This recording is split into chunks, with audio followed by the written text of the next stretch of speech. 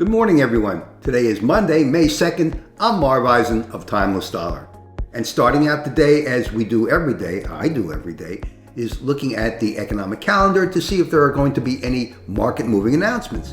And today at 9:45 and again at 10, there are several announcements, none of which are going to have the potential to move the market. Moving over then to the morning news, and I use CNBC. And looking at CNBC, candles are, well, slightly in the red. They in the green rather. They were in the red just a little while ago. They're slightly in the green, but let's call them just about flat, especially after the drubbing that the market took on Friday. So the S&P futures up 4.5, basically flat. Oil is trading 101. 10-year Treasury is just, let's call it 3%. Inching up. It's going to find footing at 3% and then climb higher, I'm afraid. And that portends ill for the market. So let's look at the market. And today, my video is going to be talking about technical analysis. Now, technical analysis is what you learn when you enroll in a trading school. And I think my trading school is one of the top trading schools to teach technical analysis and trading based on your own personal makeup, your own personal knowledge, and your risk tolerance. So technical analysis is what we use to base our trades on. Otherwise, if you don't use technical analysis, you're using basically a seat of the pants guess. Now, technical analysis can be very simple. It could be just as simple as looking at a 1 or 2 or 3 minute candle and gauging which way the market is going to go in the very near future based on that candle, and taking a trade to the short or the long side, depending upon what your guess is. But looking at a very short time frame candle is not really a way to make your trading profitable over the long term. But I'm going to go into that in a minute. This is the one-day chart of the S&P. And from here, the open on Friday, the 29th of April, to the close, we see the market after making an attempt to close the gap. Now, here is the gap. After making an attempt to close the gap, the market declined the rest of the day. So the two parts of technical analysis that you can see on this chart are, first of all, the gap, which was the close the previous day, which was up here at 42.88, and the open, which was down here at 42.48. So 42.48, the open, and 42.87 at the close. It's about a 40-point gap, significant gap, okay? So when Friday opened, we could have expected the gap to attempt to be filled because gaps always fill. So there are 2 points in technical analysis on this chart. There's the close of the previous day and the gap, whether it existed or not, whether the price is open at a gap. And the second thing that technical analysis will tell you, and of course we're looking at the big picture way after the fact, is that the market trended down for the day. But of course, as many people are scalpers, they don't look at the one-day chart because really nobody's going to trade based on, and this is a 15-minute chart. Each candle represents 15 minutes of price action. So let's go over to the market, to Friday. And this is the E-mini.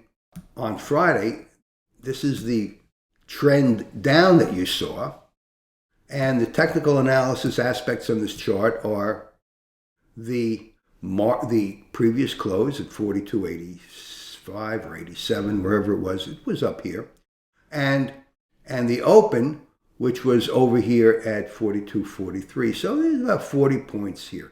Now, just for reference, there are 10 points between each horizontal line on this chart. So for people who trade based on scalping techniques, you probably don't trade a 3-minute chart as I do. This is a 3-minute chart. And you probably don't have a scale of 10 points because you're certainly not counting on a 10-point gain. And that's not that's a generality. It's not a rule of the road. But most scalpers look for just a few points per trade, to scalp a few points, and that's really the term. Let me reference some aspects of technical analysis takes into consideration. Now, my course, Trading Mastery for Financial Freedom, teaches technical analysis, among other things, as opposed to seat of the pants guessing. Now, technical analysis would tell you, first of all, when the market opened, there's an opportunity for a gap trade. The fact that the gap didn't fill, now it came within 20 points of filling, but for anyone who jumped on at the open with a long, figuring that the gap is going to fill, you can't always count that the gap is going to fill. Gap trades close about 70-75% of the time, but that leaves a 25% margin of error. And so for those who hopped on from the long side, figuring that they're going to get an easy 40-point gain by closing the gap, well, they were faked out. Far better would it have been to wait until prices approached the gap more closely. 20 points is still a significant difference. And then jumped on and made a profit that way. It would have lowered the risk.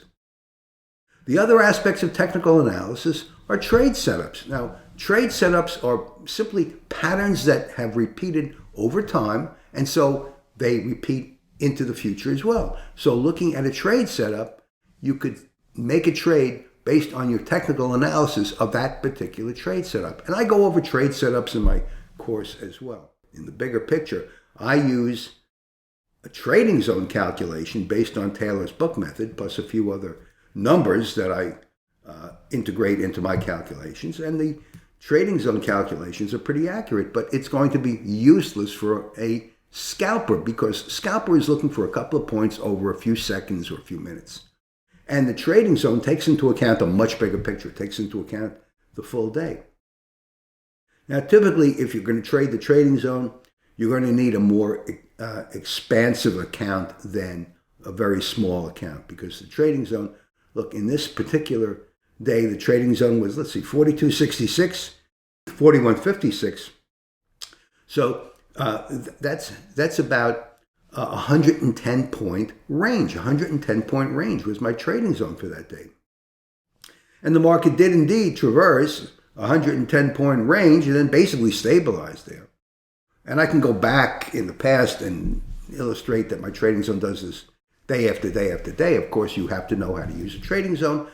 I suggest if you do want to use a trading zone, subscribe to my trading zone service, and I'll send you the numbers each night. And you can paper trade it. You can dry test it for several days or a week. I'll give it to you for a week for free. And you can test it out.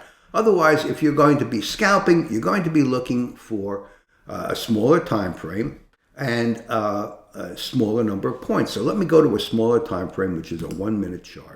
Okay, I'm going to go to a 1-minute chart. Let's see if I can get back there. Here I am. Here's the 1-minute chart. And I'm going to go to a larger scale. I'm going to go to a finer scale. There are 10 points between each horizontal line here. I'm going to make that, let's see, here are 2 points. This is more to the comfort of scalpers. Now, the market moves so haphazardly over a short period of time, wouldn't you agree, that many scalpers are basically going to have a 50-50 track record, maybe at best, in doing a scalp trade, because taking a scalp trade, and again, this is a 1-minute chart, will the market fade your position or agree with your position? It's a guess. It's a guess because you're looking at a very, very fine slice of time. Certainly, for someone who jumped on a scalp trade over here, figuring that, well, the market is, it's gone down, it looks like it's stabilizing, I'll jump on. Very good guess. But for the most part, how often does something like this happen? The point being that technical analysis has a lot to do with the way you trade in terms of whether you are a scalper or you're looking at the bigger picture and you're looking to trade and get more points, but you're willing to accept more risk. Now, that's not necessarily the case, because if you are looking at the bigger picture, you have more of a view of the market. Scalping really gives you a very limited view of the market. Certainly, You can't recognize the trend in scalping for the most part, because most days really are not trend days. And even if you happen to observe a trend, doesn't mean that there's not going to be a reversal at the time you place your trade. So at any rate, if you are looking to trade more successfully and being able to utilize technical analysis to interpret where to place a trade or whether to place a trade and how many points that trade should gain for you, you might be interested in looking into my course at timelessdollar.com. If you want to look at the bigger picture, I suggest you subscribe to my Trading Zone service, and you'll get these numbers each day that you can set up on your chart. But at any rate, we are into a new week and a new month, and let's see what the market has in store for us today. This is Marv Eisen of Timeless Dollar. Thanks so much for watching. Trade safely, use a lot of patience, and I'll see you in my next video.